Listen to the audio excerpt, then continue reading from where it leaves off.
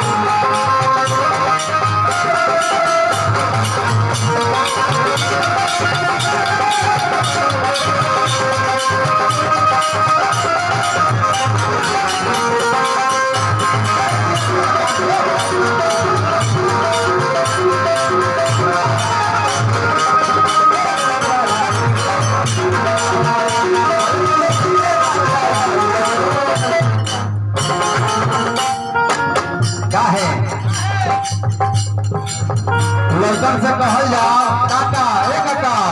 लड़कन से कहल जा करे बाबू चल जी में मामा के यहाँ मामा के हम जानी अवे पहले पूछा क्या चल जो ना हम नहीं अवे कहा जा चाहिए भैया के भेज हम ना जाई भैया के ससुराल चल हां हां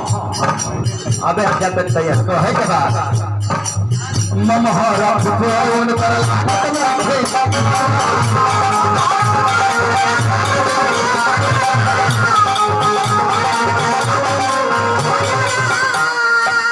हमार गुरु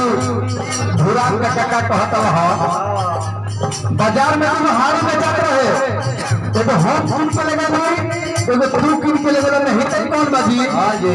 सरुआना के ओरो नाता देखे हां तू लगी रे ऐसे से तू भी हला और हम भी हनी नहीं कर कौन बा लेकिन वो हितई सबसे बेसी चलता और का सब आकाश से के जनाता सरुआना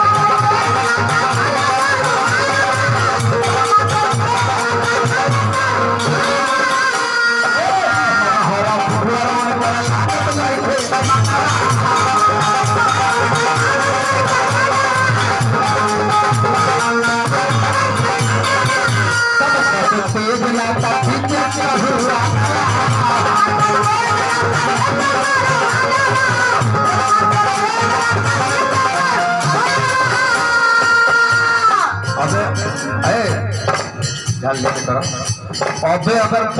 भाई आवे तो के भैया दो रुपया दबा रूल पीने के बाद पैसा बा रोज पैसा तो रोज रूल घटे लगे अबे सार कह के एजी जाए रुपया बा का लो हिस्सा दे लो है जे बा 1 रुपया के कारण है जे बा 1 रुपया दाया तो भैया भाई रूल पीने खातिर ना 1 रुपया मांगा तो सार तो है 100 के नोट लो काहे के करबो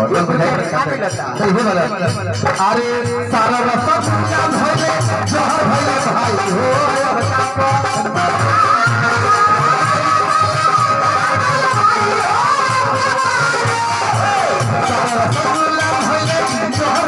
भाई हो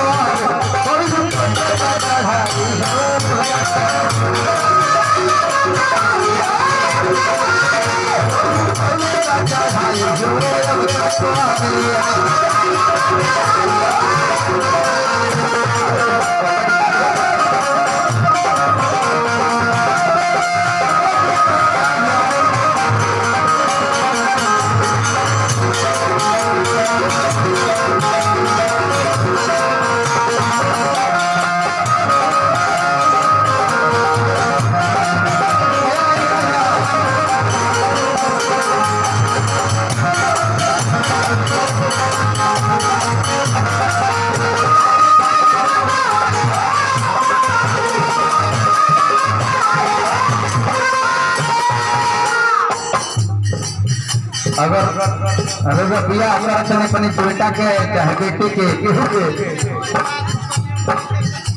चाहे लोग बराती जाता और बेटिया व्यवस्था कैले बा कितनो इज्जतदार बा आ खलिया पूरी सब्जी आम के व्यवस्था कर दिले बा मजे नहीं कुछ बनवले ना अगर जोगला हित ना जाना के लोग केहू मेरे द्वार पर खाए ना जाओ आ मछरी मुर्गा दारू के व्यवस्था कर लड़ाई अरे बड़ा इज्जतदार हित मिलल बड़ी खर्चा बड़ा इज्जतदार हित रहल बड़ा खर्चा कैले बा ए बाबू गांव से बड़ा कवार हां बड़ी खर्चदार बात ये समझे के बा शादी बियाह हमें पर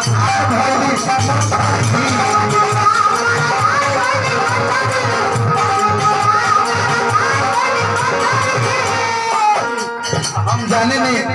हमारे बतिया के पूरा मत मालूम सब हमने के हिंदू धर्म के सनातन धर्म के जो ना जितना शादी बा हो भी पूजे हो माटी करे जाए तो जो सिर के पूजा होला मालो गड़ाई तो पूजा होला बरसा हो तो पूजा होला पूजा हो तो पूजा होला लइके छुट्टी तब पूजा ला हर चीज में पूजा होला उस पूजा में मछली मुर्गे के का जरूरत बा जी लेकिन हम रोज सबके माना नहीं करब जेकर मान बात करत रही लेकिन कहला बा साजी किया हमें परस भाई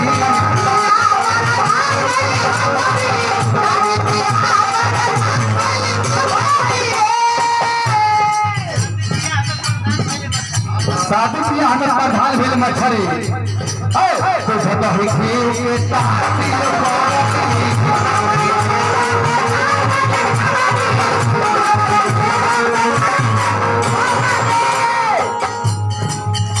पहले के ब्याह सावत रहल त ओकरा खातिर 2 लीटर दूध के व्यवस्था करे के पड़ता आ ए बेरा जन तरीका करे के व्यवस्था पड़ता 5 लीटर एगो खाना कर दो हां माने पहले के ब्याह सावत रहल हम गावे खातिर चाहे बिरहा जगत के ऊपर चाहे नाती हाथ से हो ओकरा खातिर होतल के दूध गरम करके एकदम दिहई गला ऊपर बन रहे आ ए बेरा ना ए भैया के सरसाटा कर फलाना उनका से इशारा कर दे एगो आरएस के खाना मंगा दी हाँ जी अब हो मेरा लास्ट में ना बीच बीच में देता रहा शुरू में बात पहले जमाना बदल गया कहे करा तो जब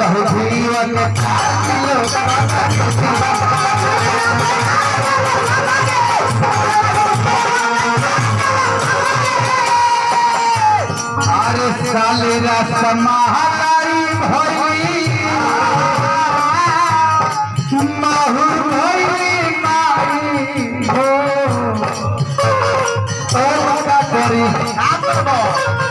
सब लोग